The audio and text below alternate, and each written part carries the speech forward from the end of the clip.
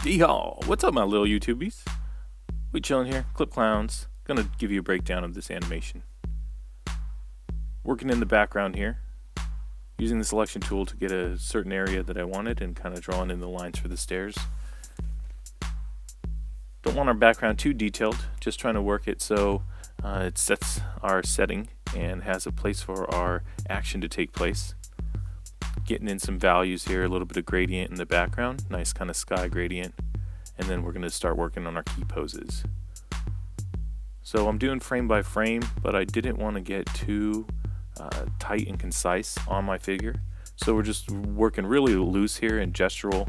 As you can tell, I'm doing the colors as I go, which I found to be really helpful, because when you have animation of 27 different poses, you may not want to color all those. Going back, it seems like a pretty tedious task. So choose your colors now, get your muted tones and your highlight colors. As you can see, the gloves here are really bright, and his hair on his beard and his long blonde hair, that's really kind of giving that action and bringing your attention to the figure, despite the color being in black and gray. So now we're kind of doing the poses to where the figure works his way towards you as he does his little bail and crash on the rail. This is a promotional piece we're doing for Clip Clowns, and so we wanted to get the Clip Clown logo in there. So we threw that on the back of the shirt and on the bottom of the board. I thought that would be a nice touch. I wish you could see the one on the back of the shirt a little bit longer, but the time frame of the piece doesn't really allow that, so we decided to throw one on the bottom of the board as well. So we're copy and pasting some of the frames here, but I would warn against doing that too much. You definitely want to get your keyframes in there, and your in-betweens, what you want to do is use your distort tool to kind of shear those and bulge them out in certain places. So Procreate has done a really great job of adding those certain features of the selection, so you can do that and make your static frames not seem so static. Because when you have the copy and paste action going on so much in your piece, what it does is it makes it seem really kind of boring, and the viewer doesn't get a bit of excitement in that. So when you twist and mold certain little parts of your figure or your animation, what it does is it helps it out a lot to get that action going.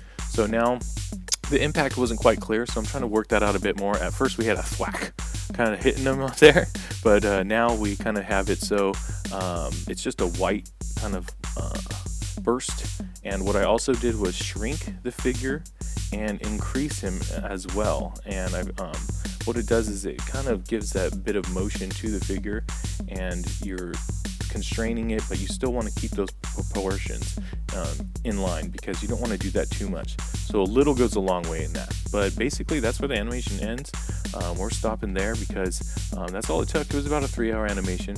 So there's a lot of in-betweening going on, not too much. So we had our figure drawing done pretty well, to where we don't spend too much time on that stuff. I've learned, artist block comes in between of all these great ideas that you're trying to have. So in the basics of this, to kind of close, I would say start off, really simple of an idea that you want to have. I just wanted to do a bail. I wanted to see some guy crash, and I thought I wanted to create something funny for you guys. So, that was it. And also, though, I wanted it to be dynamic. And the dynamism, if I could say that word, I don't even want to know why I'm trying to say that, but basically it gives it a little bit more because of the perspective. So you have him starting off really small and getting really big, and the action coming towards the viewer. So think about your camera, think about your layout, think about what you're doing it for. Mood, and there's always a purpose in every scene that you're doing. So every animation has to have a purpose. Is it going to be the funny walk? Is it going to be a guy bailing and crashing? Is it going to be, somebody eating soup really funny? Like, who knows? I mean, it's up to you. But the main thing is don't get discouraged. Don't stick too hard to, oh my God, this doesn't really look right. Oh, the arm isn't really perfect perspective. Oh, his shoulder looks like it's popping out of his earlobe. It doesn't matter. Spend your time only on the idea and the mood first. Once you have the mood laid out, you have your idea laid out, you know the basics of what you want to do, A, B, C, you won't get lost in the in-between parts of it all. Because as you see, you're going to be doing a lot of that. So keep it fresh, keep it cool, don't get too bogged down, make something fun, make something that's going to make people laugh. At the end of the day, we're all here for each other, as we say. So this is me kind of coming there for you.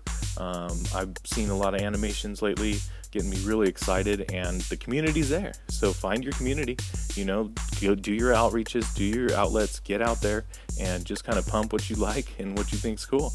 So I really hope you guys enjoyed this video. It was really fun to make. Again, it didn't take too long, and after laying it out, you know, it was pretty surprising how I didn't let myself get discouraged, and I really think I'm finding a workflow, and that really lies in not getting too bogged down in, you know, how your art's going to compare to others, what the finished product is really going to be, how it's, you know, turning out, and the organic process of it coming to fruition. You have to let it happen, man. Don't trip out. Just do it. Don't get too upset. You know, keep a cool head. Be safe. Whatever you do, and just make sure that you're always understanding, you know, where you want to end up. The goal is the biggest thing at the end of the day, right? You gotta have the goals, basically. So that's all. That's what we're gonna do now. So thank you so much for tuning in. I hope you enjoyed it. Hit that like button, share, subscribe. You guys know how YouTube works. Peace out. Boop, boop.